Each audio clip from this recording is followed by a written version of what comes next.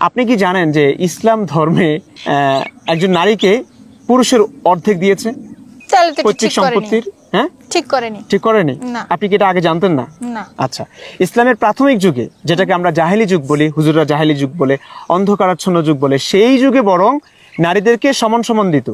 আচ্ছা। নারী এবং পুরুষ, ছেলে এবং মেয়েদেরকে সমান দিত উত্তরাধিকার। ইসলাম এসে বরং নারীদেরকে কম দিয়েছে, অর্ধেক দিয়েছে, এবং তাদের দ্বিগুণ করেছে পুরুষের, মানে একজন ছেলের। কোন ক্রাইটেরিয়ার উত্তর সম- ভিত্তিতে সেটা আল্লাহ দিয়েছে, নবী মোহাম্মদ আল্লাহর কথা বলেছে, আল্লাহ এভাবে নির্ধারণ করেছেন। ইউসিকুমুল্লাহু ফি আওলাদিকুম লিযযাকারি মিসলু হাজ্জিল উনসায়াইন। একজন পুরুষ যা পাবে তার অর্ধেক পাবে হচ্ছে একজন নারী।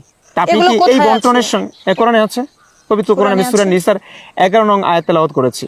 একদম পবিত্র কোরআন, যেটাকে অস্বীকার করবার কিচ্ছু নেই। আপনি চাইলে আমি রেফারেন্সগুলো দেখাতে পারি। রেফারেন্স হচ্ছে সূরা নিসার 11 নং আয়াত, এবং অনেক হাদিস আছে, আপনি চাইলে সবগুলো দেখাতে পারি, আপনি যদি চান, যদি এত সময় থাকে। আপনি কি আমার কথা বিশ্বাস করেছেন?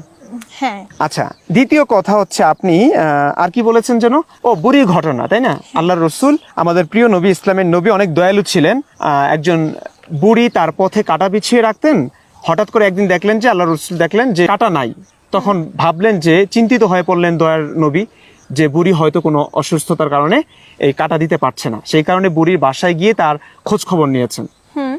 গিয়ে দেখলেন যে ঠিক বুড়ি অসুস্থ। হ্যাঁ, অসুস্থ। তো তার সেবা শুশ্রূষা করলেন। এইটাই তো আপনি শুনেছেন। হ্যাঁ, এটা আমি শুনেছি। আপনি কি জানেন এটা একটা মিথ্যা হাদিস, জাল হাদিস, এটার কোনো ভিত্তি নেই? এটা তো বইতে ছিল আমাদের। বইতে থাকলে এটা কিভাবে এসছে আমি জানি না। হয়তো ইসলামের নবীকে ভালোভাবে উপস্থাপন করবার জন্য বিশ্ববাসীর কাছে এই গল্পগুলো মুসলিমরা বানিয়েছে। আপনি কি এই কথাটা বিশ্বাস করছেন আমার?